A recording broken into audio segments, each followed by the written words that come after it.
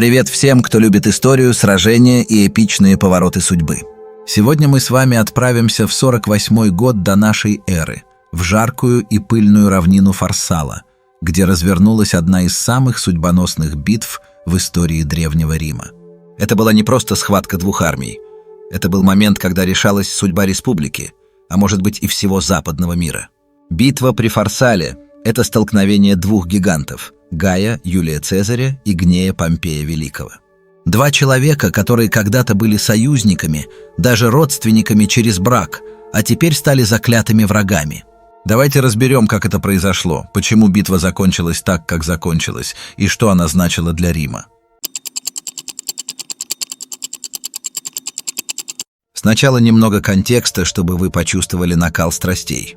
Представьте Рим конца 1 века до нашей эры. Республика трещит по швам. Сенат утопает в коррупции, народ устал от бесконечных войн и нищеты, а амбициозные полководцы вроде Цезаря и Помпея рвутся к власти. Эти двое – настоящие титаны своего времени. Помпей – человек, которого называли великим еще при жизни. Он покорил Восток, разгромил пиратов в Средиземном море, его победы сделали Рим богатым и могущественным. Цезарь же – гений стратегии, харизматичный лидер, который завоевал Галлию и превратил свои легионы в машину, преданную лично ему. Когда-то они вместе с Красом создали первый триумвират – неофициальный союз, чтобы держать Рим под контролем. Но Крас умер, а союз между Цезарем и Помпеем начал рушиться. К 49 году до нашей эры напряжение достигло пика. Цезарь, закончив кампанию в Галлии, хотел вернуться в Рим как герой, но Сенат, подстрекаемый Помпеем и его сторонниками, потребовал, чтобы он распустил армию и явился как частное лицо. Для Цезаря это означало конец. Без армии он был бы беззащитен перед врагами. И вот, в январе 49 года он делает свой знаменитый шаг, переходит Рубикон с легионами и бросает фразу «Alea iacta est» – «Жребий брошен». Это начало гражданской войны.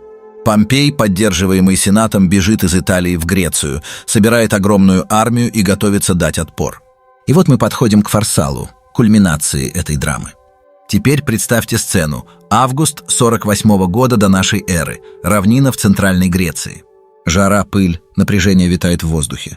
У Помпея колоссальная армия. Историки спорят о точных цифрах, но по разным оценкам у него было от 40 до 50 тысяч пехотинцев плюс 7 тысяч всадников. Это была коалиция. Римские легионы, союзники из восточных провинций, наемники. У Цезаря же сил куда меньше, около 22 тысяч пехоты и всего 1 тысяча всадников. На бумаге Помпей должен был раздавить Цезаря, как слон муравья. Но битвы выигрываются не только числом, и Цезарь это прекрасно понимал. Почему Помпей вообще решил дать бой? Это интересный вопрос, и тут стоит копнуть глубже. Помпей был опытным полководцем, но к этому моменту он находился под огромным давлением. Сенаторы, которые бежали с ним из Рима, постоянно подталкивали его к решительным действиям. Они считали, что Цезарь – выскочка, бунтовщик, которого нужно раздавить как можно скорее.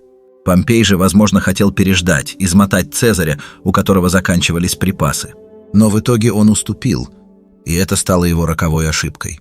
Цезарь, напротив, был мастером провокаций. Он маневрировал, дразнил противника, вынуждая Помпея выйти на бой в тот момент, когда сам был готов. И вот 9 августа 48 года армии выстраиваются друг против друга. Давайте разберем, как все происходило, потому что это не просто они сражались, и Цезарь победил. Помпей сделал ставку на свою кавалерию – 7 тысяч всадников, элита из восточных провинций и римской знати. Его план был прост – обойти Цезаря с фланга, разгромить его слабую конницу и ударить в тыл пехоте. На первый взгляд логично – у Цезаря кавалерии в 7 раз меньше. Но Цезарь, как всегда, думал на 3 шага вперед. Он спрятал за своей конницей отряд элитной пехоты – около 2000 человек, вооруженных длинными копьями. Это был его козырь. Когда битва началась, кавалерия Помпея ринулась вперед, смяла конницу Цезаря и уже праздновала победу. Но тут из пыли выскочили эти копьеносцы. Они не пытались драться с конницей в открытом бою, они просто метали копья, целясь в лица всадников. Представьте, тысячи всадников, гордых аристократов, вдруг оказываются под градом копий. Паника, хаос, лошади встают на дыбы. Кавалерия Помпея дрогнула и побежала. А за ней последовала конница Цезаря, которая вернулась в бой, и те самые копьеносцы, которые теперь ударили во фланг пехоте Помпея. Тем временем в центре легионы Помпея и Цезаря сошлись в жестокой схватке. Солдаты Помпея были многочисленны, но многие из них – новобранцы или наемники, не связанные личной преданностью. У Цезаря же были ветераны гальских войн, закаленные, дисциплинированные, готовые умереть за своего командира. Помпей надеялся задавить числом, но его линии начали ломаться, особенно после провала кавалерии. Цезарь, как всегда, был на поле боя, вдохновлял солдат, корректировал приказы. Помпей же наблюдал со стороны, и, возможно, это тоже сыграло роль. Когда он увидел, что его армия рушится, он покинул поле боя и укрылся в лагере. Это был конец. К вечеру все было кончено. Армия Помпея была разбита, лагерь захвачен, сам он бежал в Египет, где вскоре его убили по приказу местных правителей, надеявшихся угодить Цезарю. Потери Помпея – около 15 тысяч убитых и пленных, у Цезаря – меньше 1000. Это была не просто победа, это был триумф. Но что делает Фарсал таким особенным? Давайте поразмышляем. Во-первых, это битва, где гений одного человека перечеркнул численное превосходство другого. Цезарь показал, что дело не в количестве, а в стратегии, дисциплине и морали. Он знал своих солдат, знал их сильные стороны и использовал это. Помпей же при всей своей славе оказался заложником обстоятельств. Давления сенаторов, разношерстной армии, собственной нерешительности.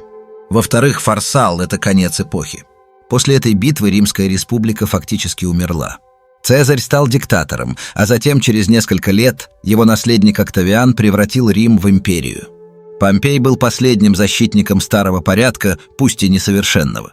Ирония в том, что он сам когда-то был таким же амбициозным, как Цезарь, но к 48 году он стал символом истеблишмента, который Цезарь разрушил.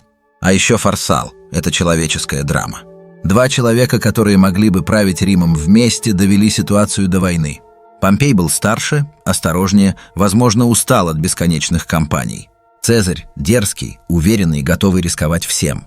Их противостояние – это не только битва армий, но и битва характеров. И в этой битве Цезарь оказался сильнее. Интересный факт напоследок: после победы Цезарь не стал уничтожать всех сторонников Помпея. Он помиловал многих, включая будущего убийцу Марка Юния Брута. Это показывает, что Цезарь смотрел дальше войны. Он хотел не просто победить, но и объединить Рим под своей властью. Иронично, что именно эта милость позже стоила ему жизни. Вот такая история битвы при Фарсале. Это не просто сражение, это момент, когда мир изменился. Что думаете вы? Считаете ли Цезаря героем или разрушителем? А может, Помпей заслуживал лучшей судьбы? Пишите в комментариях, ставьте лайк, если хотите больше таких разборов, и до встречи в следующем видео.